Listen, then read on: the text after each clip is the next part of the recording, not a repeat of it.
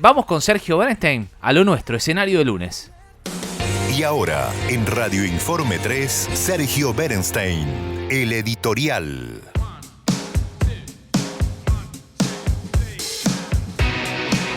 Y Milei habló anoche, ¿no? Primero con este confuso mensaje respecto de si iba o no iba a haber feriado. En principio no lo hay hoy, no lo hay. Los jugadores están a punto de despegar de Nueva York para la Argentina.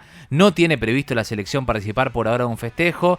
Habló anoche Javier Milei. Esto decía. Le tocó a España, que también es un gran seleccionado, pero esto no quita la magnitud del logro de este plantel, porque no es que lo han logrado una vez, o sea, es la tercera vez en 4 mundiales, es decir, me parece que estamos frente a un evento de una magnitud histórica enorme y que merecen todo el reconocimiento y que, digamos, en casos que los jugadores quieran celebrar, tengan la posibilidad de hacerlo. Entonces, en función de cuando ellos decidan qué día quieren utilizar para celebrar, ese día va a ser declarado, digamos, feriado nacional.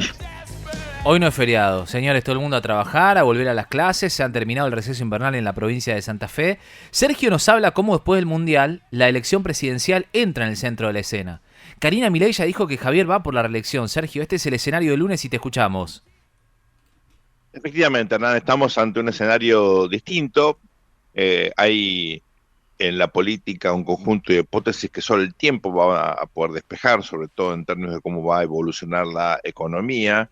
Pero quería aquí marcar primero 2 datos que me parecen centrales, uno de opinión pública y otro un dato de la economía, y luego, bueno, 2 interrogantes, ¿no?, que se generan tanto en el gobierno como en la oposición, Hernán. Dato número 1, 2 datos y 2 interrogantes. Dato número 1. En términos de opinión pública, el presidente entra en esta etapa final de su primer mandato.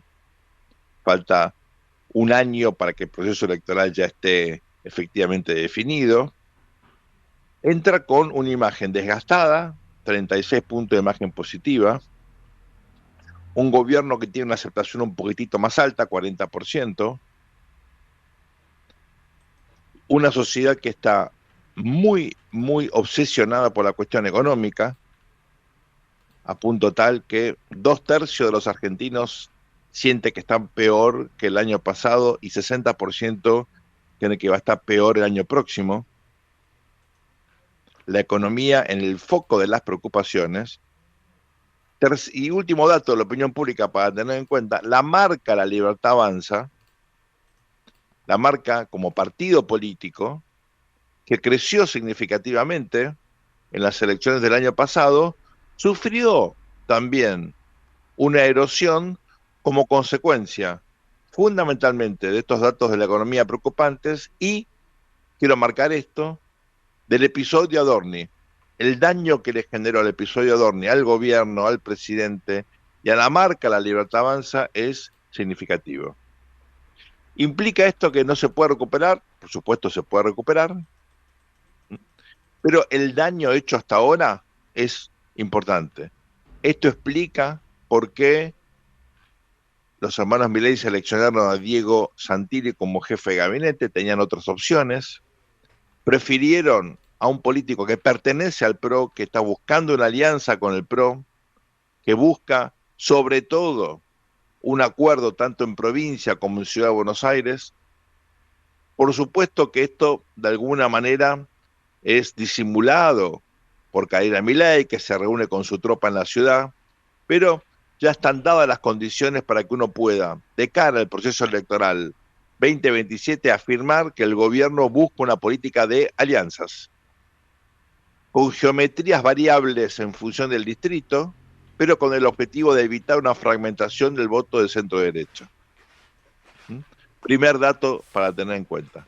Segunda cuestión, segundo dato, económico, en un contexto de desinflación, que excepto que tengamos un acontecimiento global muy complejo, debería continuar su ritmo de acá a fin de año, La gran pregunta económica, Hernán, es si el año que viene vamos a tener una dolarización de activos similar a la que tuvimos el año pasado, y si es así, ¿qué impacto va a tener esto en la actividad económica, en los precios y en el valor también de la divisa? No se duda que va a haber dolarización. La pregunta es de qué dimensión, de qué magnitud estamos hablando. ¿Por qué, Hernán? Porque es cierto que ha venido acumulando dólares al Banco Central, pero no son suficientes para frenar, desalentar, desincentivar una corrida. Y si la tenemos, la gran pregunta es cómo va a responder el gobierno a esto. Claro. Entonces, esta pregunta es central porque, por supuesto, lo que nos está adelantando es un escenario, no digo igual, tampoco hay que pensar parecido al del año pasado, pero con restricciones importantes para que el gobierno justamente logre conformar una coalición consolidada de centro derecha. Por eso se adelanta el gobierno y trata de cerrar acuerdos ahora con gobernadores, no solamente con los tradicionales. Fíjense que Córdoba entró también en la ecuación, a punto tal que la Libertad Avanza no va a presentar candidato a Marco Juárez. Ustedes dirán, ¿es esto tan importante? Sí, es simbólico. Porque lo mismo hizo Macri, recordemos. Macri, para consolidar su acuerdo con el cordobesismo, conspiró contra las posibilidades de que su propio partido tuviera un candidato competitivo a gobernador. Luis Juez es víctima de ese acuerdo. Lo mismo podría ocurrir ahora, cuidado, ¿eh? Entonces, estamos ante una situación en la cual la incertidumbre sobre la corrida, la magnitud de la corrida, no si va a ocurrir, sino cuán fuerte va a ser, vuelve al gobierno hiperprudente, pragmático, y más allá de las características personales de Adorni, que pie de página va a enfrentar un viacrucis en la justicia por mucho tiempo. Claro. Estamos frente a un gobierno que pragmáticamente quiere cerrar acuerdos ya. Los dos interrogantes.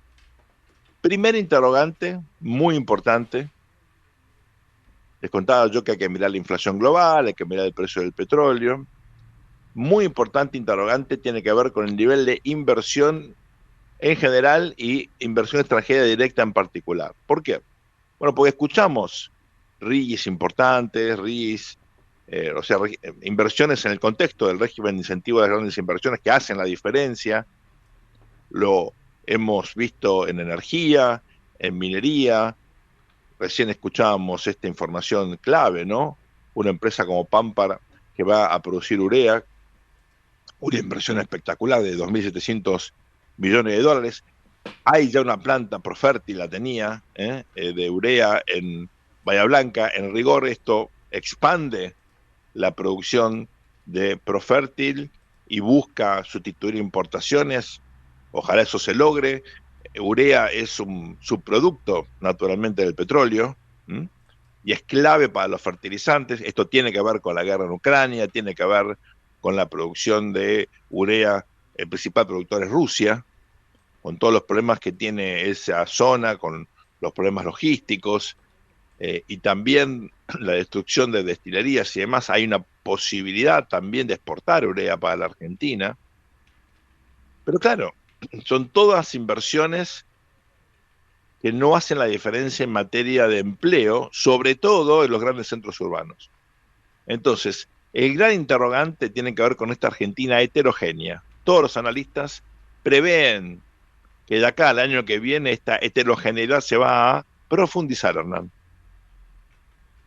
Y esto va a ser clave, porque las elecciones se ganan y se pierden en los 5 grandes distritos: la provincia de Buenos Aires, Córdoba, Santa Fe, la ciudad de Buenos Aires y Tucumán.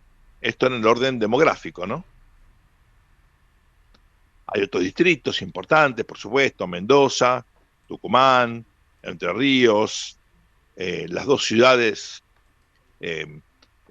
ahí en la Mesopotamia, entre Corrientes y Chaco, también Neuquén y Chipoleti. Hay otros centros urbanos que uno mira desde el punto de vista político electoral, pero estos grandes distritos son claves porque son los que menos se benefician de estas grandes inversiones y fundamentalmente son los que más se perjudican con el proceso de reducción de la producción industrial que sufre la Argentina, que tiene que ver sobre todo con la apertura de las importaciones, en un contexto de tipo de cambio atrasado. Entonces, este interrogante es clave. ¿Qué va a pasar en las grandes ciudades? Interrogante número 1. Interrogante número 2, y te cierro, Nan. Hasta ahora la oferta opositora, hasta ahora, y quiero subrayar este circunstancial de tiempo, no logra modificar las grandes tendencias de opinión pública. La oferta opositora hasta ahora no llena el vacío existente, ni en el peronismo ni fuera del peronismo. Esto puede terminar facilitando el camino del presidente Milei a su reelección por la ausencia precisamente de figuras opositoras, de construcciones políticas, de narrativas sugerentes, o, cuidado con esto, puede facilitar la construcción, ustedes dirán, sorpresiva, bueno, relativamente sorpresiva, de alguna candidatura que supere las divisiones tradicionales de la política y que busque capitalizar precisamente el desgaste que yo les vengo marcando aquí y la situación en los grandes centros urbanos. Puede ser una candidatura independiente, puede ser una candidatura más bien técnica, de alguien apolítico, puede ser una figura que logre puentear las diferencias tradicionales en la política argentina. Tiene que ser algo que conmueva la opinión pública, que genere una situación de sorpresa y que sobre todo encuentra al gobierno atrapado en un discurso que, aunque ahora busque la concordancia o la coordinación con los opositores, y termino con este mensaje, un discurso que le impida al gobierno continuar esta idea de unidad nacional que deja el Mundial. Cuidado que si hay algo que nos deja este Mundial es la idea de que todos somos parte de un todo. Pertenecemos a algo que nos supera, que es esta argentinidad tan singular. El gobierno se puso desde el comienzo en una postura divisiva. Si alguien logra capitalizar esta nueva sensación que impera en la Argentina, incluso sobre todo después de la derrota de ayer, cuidado que la política puede dar sorpresas, Ana. Le pone la firma, como siempre, Sergio Berenstein.